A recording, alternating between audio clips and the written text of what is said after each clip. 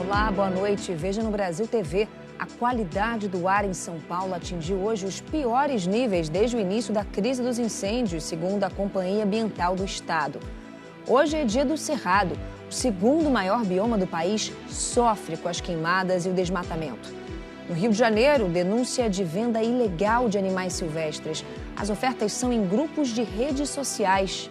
E ainda, as novas regras do telemarketing. Empresas que fazem mais de 10 mil ligações diárias para o consumidor vão ser obrigadas a aderir ao prefixo 0303. Quarta-feira, dia 11 de setembro, agora no Brasil TV.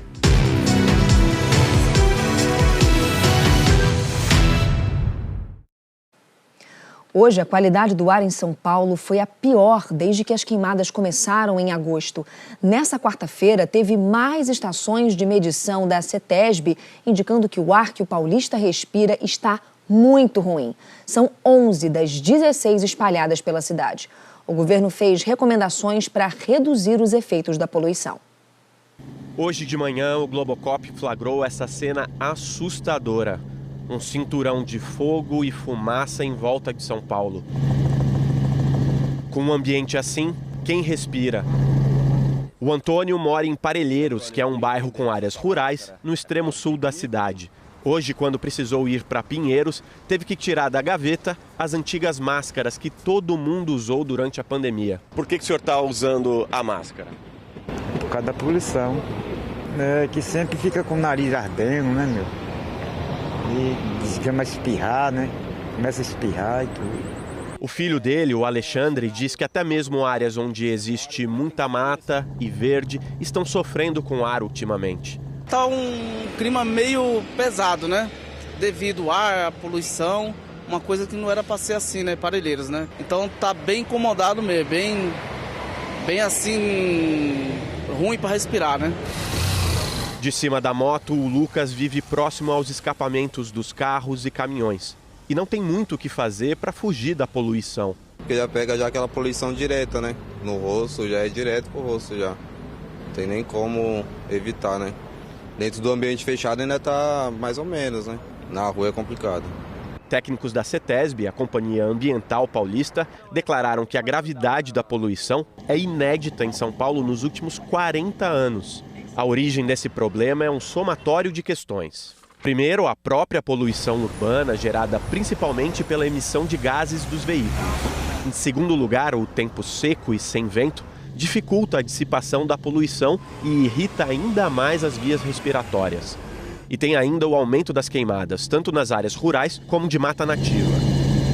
Para tentar minimizar esses efeitos, o governo anunciou a suspensão das autorizações de queima em áreas rurais. Geralmente, o fogo é usado para facilitar a colheita de cana, por exemplo. Praticamente todo o estado está em nível de emergência para queimadas até o próximo sábado. O governo também reforçou recomendações de saúde à população. A principal delas é evitar as atividades ao ar livre, principalmente por causa do tempo seco. Aumentar o consumo de água e líquidos para aumentar a hidratação. Quem estiver dentro de casa tem a recomendação para manter as portas, janelas e cortinas fechadas, para evitar a entrada de partículas de poluição. Acontecendo queimadas, a recomendação é usar máscaras, aquelas N95, PFF2, muito utilizadas durante a pandemia. Outros países têm critérios ainda mais rígidos para a adoção de medidas de combate à poluição. Em Paris, na França, quando tem muito poluente no ar, eles instituem um rodízio severo. Só metade dos veículos da cidade pode circular a cada dia. Na Colômbia, por exemplo, as medidas começam com a suspensão das aulas até a retirada da população que está nas áreas afetadas. Pesquisadores dizem que as cidades precisam aprender a lidar com situações climáticas cada vez mais extremas. Hoje a gente não consegue dispersar esse poluente que está aqui. Precisaria fazer um estudo mesmo de um plano emergencial, de outras ações que poderiam ser tomadas para isso, mas acho que seria uma coisa mais de um desenho mais a longo prazo, pensando talvez que esses eventos possam acontecer com maior frequência. As medidas são apenas para amenizar. O Rogério sabe que para chegar a uma solução é preciso avançar muito. Está muito seco o ar, não chove, a camada de ozônio provavelmente já não existe, né? Então, praticamente a gente tem que cuidar do meio ambiente, né? E representantes das defesas civis de cidades da região metropolitana paulista fizeram uma reunião para traçar novos planos de combate às queimadas na Grande São Paulo. O Fernando Lobel acompanhou o encontro e conta pra gente. O foco dessa reunião foi exatamente o risco de incêndio florestal. Esse é um tipo de trabalho de contato entre a Defesa Civil Estadual e as municipais, constante, mas hoje a pauta não poderia deixar de ser outra, é o risco de incêndio florestal. Então, o que a Defesa Civil Estadual foi mostrar para as defesas civis municipais é toda a tecnologia que eles dispõem, inclusive sistemas de monitoramento via satélite, para que os municípios possam conhecer essas ferramentas, possam ter inclusive login e senha para monitorar a situação dos seus municípios, e tem também um reforço de comunicação entre os vizinhos, os municípios vizinhos. Se alguém vir notificar algum caso de incêndio que esteja começando, que comunique ao vizinho e acione também o governo estadual para que tenha uma resposta o quanto antes para tentar minimizar esses efeitos sobre a poluição sobre a Grande São Paulo. O governo federal publicou hoje o decreto que cria o Comitê Nacional de Manejo Integrado do Fogo e o Centro Integrado Multiagência de Coordenação Operacional Federal. Em entrevista ao Grupo Norte de Manaus, o presidente Lula também disse que vai encaminhar uma medida provisória ao Congresso Nacional para criar a Autoridade Climática. À tarde, teve uma reunião virtual com o comando da Força Nacional, o secretário de Segurança e os comandantes dos bombeiros de todos os estados e do Distrito Federal para pedir uma contribuição e aumentar a participação da Força Nacional no combate aos incêndios. A cobertura completa daqui a pouco no Jornal Nacional. E hoje é dia do Cerrado, um dos biomas mais ricos e, ao mesmo tempo, mais ameaçados do planeta.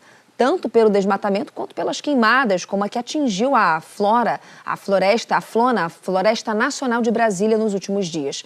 Para se ter uma ideia, esse já é o ano com o maior número de focos de incêndio no Distrito Federal nos últimos 14 anos. O satélite do Instituto Nacional de Pesquisas Espaciais, o INPE, detectou 245 queimadas de janeiro até setembro. No mesmo período do ano passado, foram 72. O canto dos pássaros foi silenciado pelo crepitar das chamas. Por centenas de quilômetros, só se ouvia o estalar do fogo consumindo o nosso cerrado. Na semana passada, o Brasil assistiu nossa Floresta Nacional queimar. O primeiro foco ele aconteceu na terça-feira, por volta de 10h15. E rapidamente as guarnições do ICMBio, do Corpo de Bombeiros e do IBRAM já foram para a atuação. Mas, para nossa surpresa, outro foco surgiu 3 quilômetros distante do primeiro. Naquele dia do incêndio, a gente estava vivendo uma condição meteorológica extrema. A gente estava vivendo aquilo que a gente chama de triplo 30.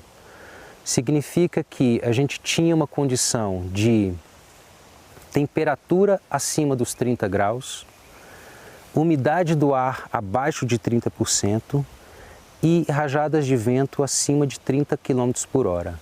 Foram 36 horas de combate ininterrupto para declarar o incêndio controlado e 5 dias para ser considerado extinto. Quase metade da unidade de conservação virou cinzas.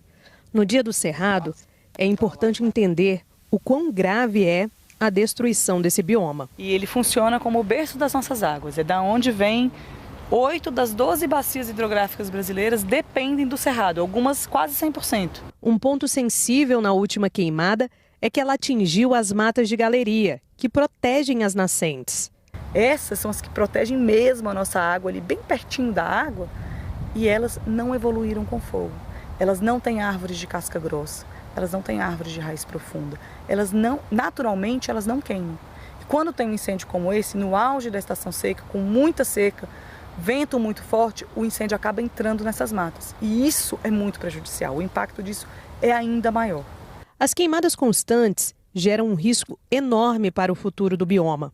Algumas sequelas são irreversíveis. Naturalmente, o Cerrado queima há 4 milhões de anos, com raio. Só que só tem raio quando tem chuva. Então, acontecem incêndios naturais? Acontecem, só que eles são muito próximos das chuvas, da estação das chuvas, do momento que chove naquele lugar. Mas o fato é que foi um ser humano que começou esse fogo. Então, ele é muito diferente do fogo que o cerrado evoluiu. Esse momento é muito delicado. Muitos animais do cerrado também estão começando a reprodução nessa época. Então você tem um incêndio no final da estação seca, às vezes você pega um monte de passarinho no ninho. O final da estação seca no cerrado é o momento das florações de todos os ipês que a gente conhece, dos cegas machados, das cagaitas. Essas plantas estão investindo em reprodução. Vem um incêndio, toda a produção foi perdida. Os bichos que estão aqui não têm para onde ir, ou se tiverem vão acabar morrendo atropelados. As plantas que estão aqui não têm para onde dispersar suas sementes. O incêndio que está aqui às vezes destrói uma área muito grande que não vai ter de onde ser repovoada ou voltar a se recuperar. Apesar da resiliência do cerrado, em cada cicatriz deixada pelo fogo, o cerrado revela sua beleza, sua força e também suas fragilidades, que existem e não podem ser ignoradas. Esse é um bioma que luta, e muito, para se reerguer. Mesmo as árvores do cerrado que não morrem, elas têm dano na copa. Então um pequizeiro lindo, maravilhoso, produzindo quilos de pequi para a gente comer no final do ano. Quando ele passa por um incêndio, ele perde 80% da copa. O que aconteceu? Esse ano ele não vai produzir pequi e no ano que vem ele vai produzir muito menos pequi do que ele conseguiria no ano anterior, porque ele diminuiu a quantidade de folha, ele diminuiu a capacidade dele de fazer comida, né, de fazer fotossíntese e, portanto, de produzir fruto. Dependendo da espécie, ela volta a produzir fruto do jeito que ela estava antes, depois de 2, 3, 4 anos, porque depende do dano. É uma questão de vida ou morte para nós. É a garantia que nossos filhos, nossos netos, as próximas gerações vão ter condições de vida aqui nesse lugar. Então, cuidar disso, em relação aos incêndios, na recuperação de áreas, deveria ser o nosso pensamento prioritário daqui para frente, né? É uma missão de todos nós. Em menos de 2 meses, o fogo já destruiu 250 mil hectares da Ilha do Bananal, no Tocantins. Os incêndios também chegam perto de áreas povoadas. A Aurora Fernandes atualiza para a gente. O fogo começou em uma área verde na região central de Palmas. Por conta do vento forte, se espalhou e chegou a atingir alguns pontos residenciais da cidade.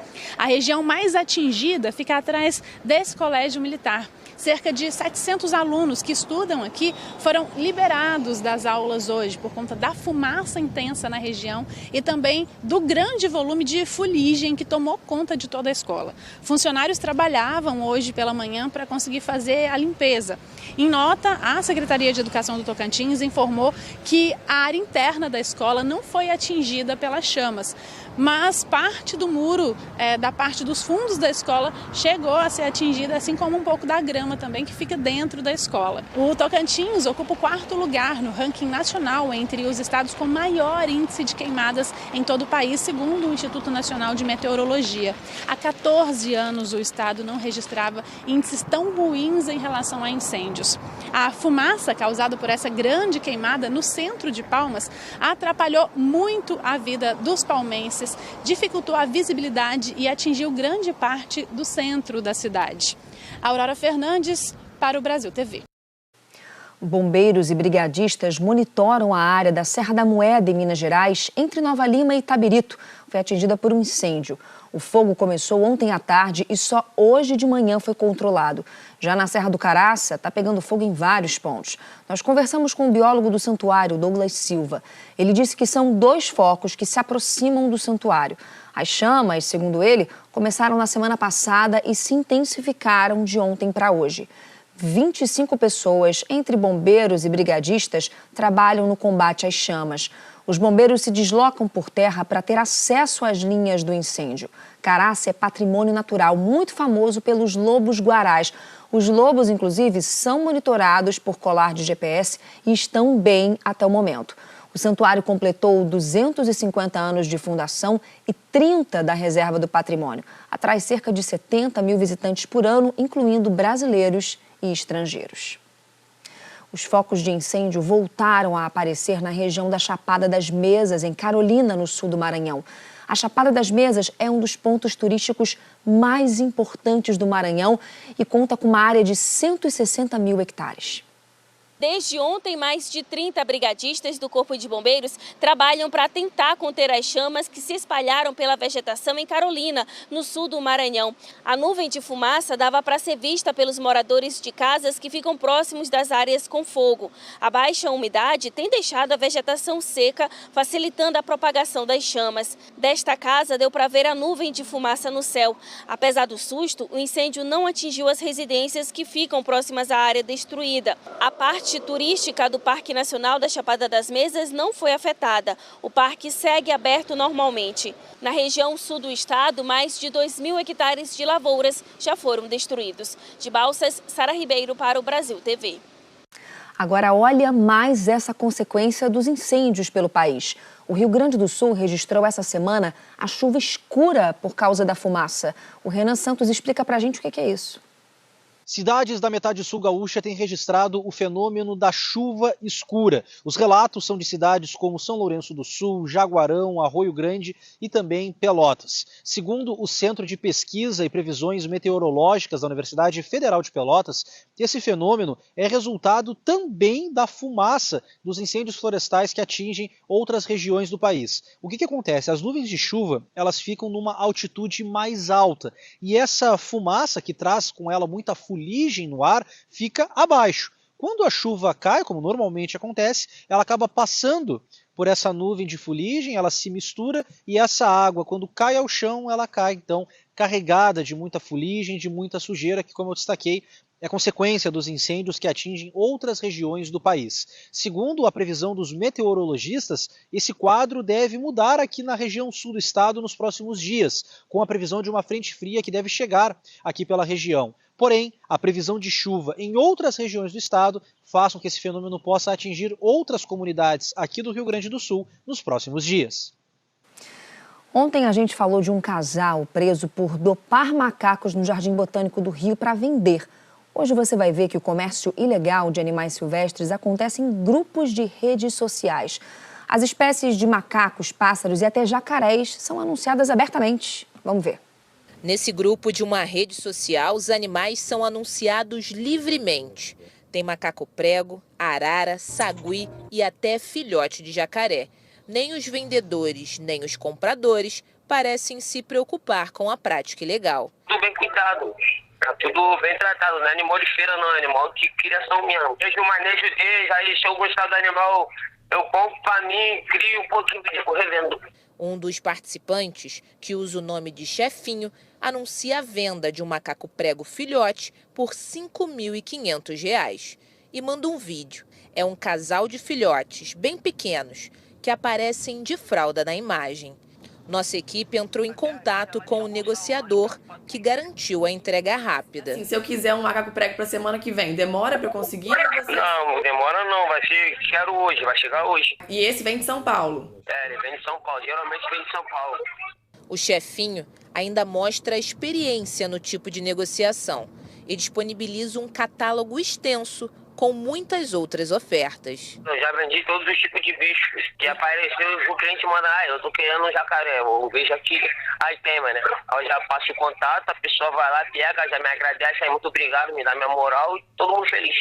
O vendedor fala abertamente que os animais não têm licença e explica que se quiser com a documentação em dia, o valor aumenta. Mas vocês pegam onde? Da Floresta da Tijuca? Não, da Floresta da Tijuca não, vem de São Paulo. Não há nenhum tipo de critério para participar desses grupos de conversa. Em um deles, são mais de 900 participantes. Apesar de não ser voltado exclusivamente para compra e venda de animais, há uma grande variedade de espécies sendo anunciadas livremente. Em outro grupo, um felino é anunciado por R$ 17.000. Parece uma onça, mas é um gato maracajá.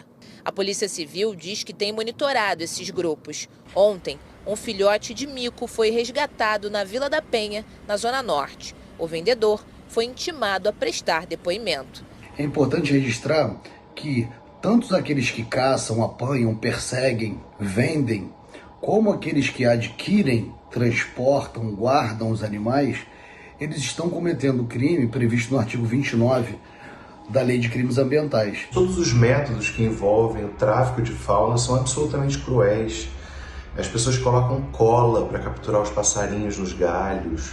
Os papagaios são arrancados dos ninhos filhotes. Muitas vezes as mães são mortas. Filhotes de onça são separados das mães, com as mães sendo mortas. Na segunda-feira, um casal foi preso em flagrante por dopar macacos no Jardim Botânico, na zona sul do Rio. A dupla colocava medicamentos em bananas, fazendo armadilhas para atrair os animais. A seguir, o reforço na segurança da cidade do rock. O monitoramento vai ter inteligência artificial. É já já.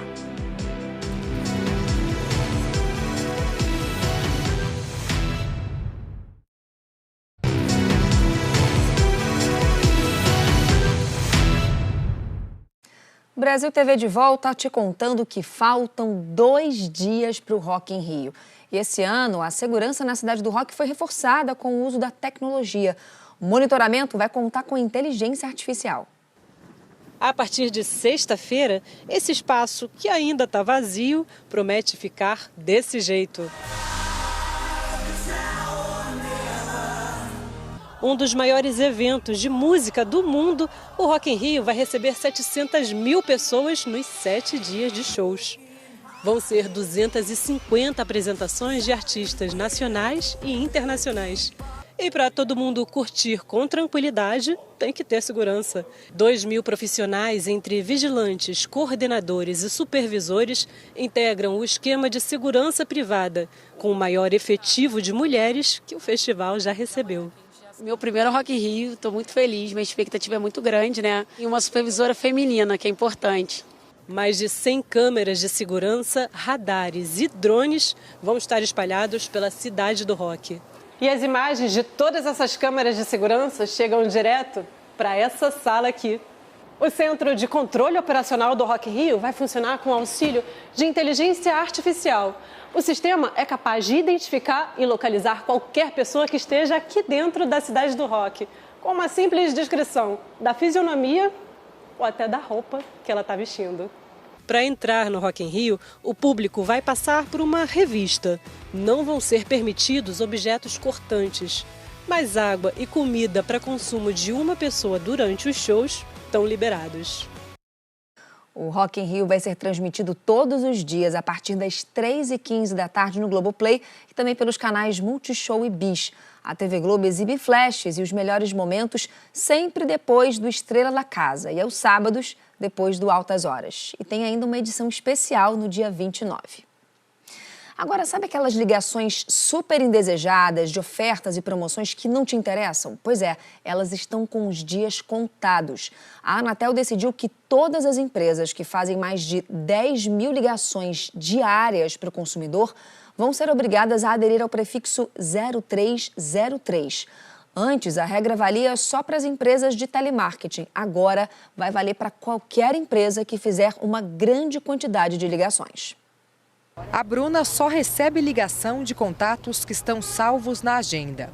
Bloqueei o meu celular, ele só recebe ligação de quem eu tenho o número salvo. Por dia era mais de 10 ligações e todos são números que obviamente não são conhecidos. Central de telemarketing me ligando o tempo todo, assim, você desligava, ligava novamente. A Joelma passa o dia recusando chamadas. E a gente às vezes bloqueia os números, mas eles sempre estão dando um jeito de fazer chamadas. Nos últimos anos, a Anatel lançou alguns sistemas de bloqueio de números desconhecidos.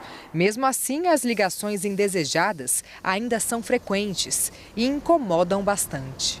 Aí você atende, às vezes está no meio de uma reunião, algo importante, você para um tempo da sua vida para poder estar atendendo essas chamadas que incomodam, né, a todo mundo. Agora as regras vão ficar ainda mais rígidas. A Anatel anunciou que vai ampliar a obrigatoriedade do uso do prefixo 0303. A partir de janeiro do ano que vem, todas as empresas que fazem mais de 10 mil chamadas por dia, independentemente do motivo, terão que usar o mesmo prefixo. Atualmente, a regra vale apenas para as empresas de telemarketing. A obrigatoriedade do prefixo 0303 é uma forma de as pessoas identificarem ligações de telemarketing antes mesmo de atenderem as chamadas.